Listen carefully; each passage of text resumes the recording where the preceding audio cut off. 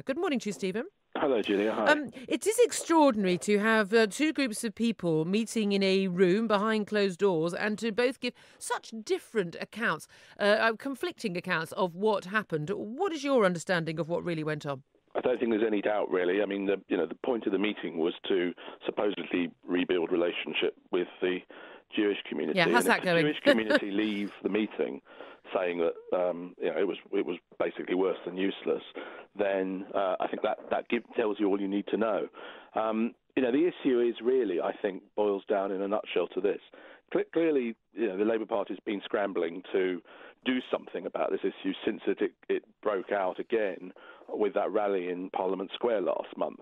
The issue is, are they sort of trying to fix a political problem because clearly it's damaging to the Labour Party, or are they genuine about dealing with anti-Semitism? And it seems to me, if you look at the evidence so far, there's only one conclusion you can draw, which is that this isn't a serious attempt to deal with anti-Semitism. This is about trying to neutralise it as an issue. Now, hopefully I'm wrong. Hopefully everything I've said is nonsense and they're genuinely serious about dealing with it. And we'll discover that relatively soon because we'll look at the action. Well, you say hopefully you're wrong, but I mean, why wouldn't Jeremy Corbyn, the leader of a party which has long fought against, fought for vulnerable people, fought against racism of all kinds, why would Jeremy Corbyn not want to tackle the issue of anti-Semitism in his party? Well, vast books have been written about the nature of anti-Semitism and why some people tolerate it and so on.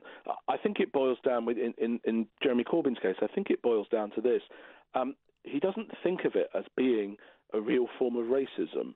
To him, I think racism is discrimination against black people, those kinds of issues. Jews are sort of in the hard left Corbynite mind. Jews are sort of middle class, bourgeois. They can look after themselves. Indeed, the people who then go on to anti-Semitic stereotypes say that far from they're not just middle class. They run the world and they own the banks and those kinds of issues. I'm not suggesting Corbyn himself is an anti-Semite, but I think he doesn't grasp the point of anti-Semitism. I hear this again and again, that people will say they don't believe that Jeremy Corbyn is anti-Semitic himself, but there keeps being a but. Yeah. There does come a point, does there not, when someone has it explained to them by their own MPs repeatedly that there is a problem with anti-Semitism, when you can see it with your own eyes with this the anti-Semitic mural, with the tweets that some of his Labour MPs, Labour candidates, councillors and the like, and Labour members, and people who root. If I see anything anti-Semitic online, and I look at the biog on Twitter of the person, invariably they have Corbynista or a picture of Jeremy Corbyn in their biog. I mean, there is quite clearly linked. These people seem to think that he agrees with them. Yeah. Why would they think that? Well, I think so. Here's two things I'd say to that. Number one, I can't look into Jeremy Corbyn's soul. I don't know what he actually thinks. All one can judge him or anyone else by, for that matter, is their actions. And Jeremy Corbyn's actions fall far short of what's needed. But I think you say that. You said that they think that he's supporting them. Well, it was very interesting at yesterday's meeting. I've written an account for our JC website, and one of the things I was told by my sources at the meeting was Jonathan Goldstein told a story to Mr. Corbyn of how his 80-year-old parents had attended that demonstration last month in Parliament Square, which was the first time they'd ever attended a demonstration in their lives. And as they were on their way to the demonstration outside Parliament Square, they were jeered by Corbynite supporters. So Mr. Goldstein said to Jeremy Corbyn yesterday, why don't you tell them to stop it? You should tell them to stop that. Jeremy Corbyn is supposed to have supposedly said to Mr. Goldstein, well, they weren't doing it in my name, as if that was enough. But clearly they were doing it. They may not have been doing it with his endorsement, but they thought they were doing it in his name. Nothing could be more powerful. Not an article, not, a spin thing from a press statement or something, but Jeremy Corbyn standing up and denouncing them. Another point on similar lines, you talked about one of the requests of the Jewish Leadership Council was that no Labour MP should share a platform with an anti-Semite.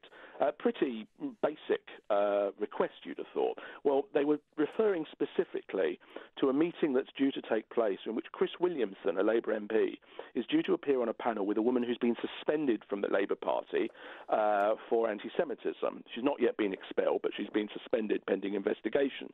Now, they said, you should be able to tell Mr. Williamson not to go to that meeting. Jeremy Corbyn replied, I can't do that. I don't have the power to do that.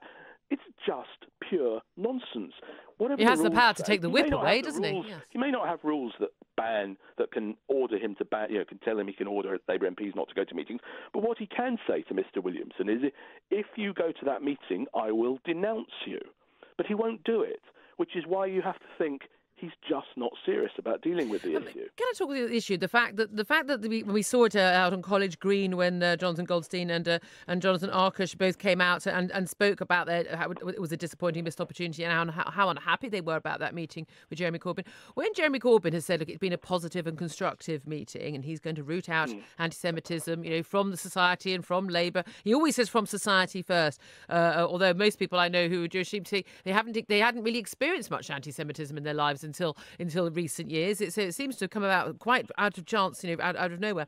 But I'm trying to picture a scenario which Theresa May met with people who were angry with her, say Grenfell residents or Windrush generation Brits, who had a meeting in her office, and she came out and said it had been a positive and constructive meeting after they'd said it went horribly wrong and she didn't give us anything we wanted.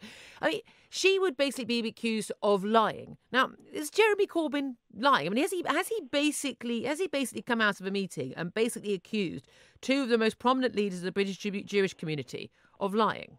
So I don't want to get into slanging insults around, but I think what you can say, I mean, there's another specific example.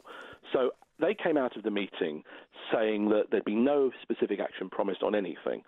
After the meeting, in the statement that the Labour Party put out, they said that Mr. Corbyn had said specifically that, or it may have been Jenny Formby, but certainly it was raised at the meeting by the Labour Party, that the disciplinary action against Ken Livingstone and Jackie Walker would be concluded by July, at the end of July at the latest. That's in the statement that the Labour Party put out.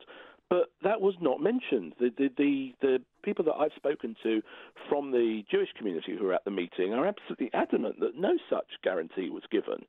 So, there's clearly some spinning going on here.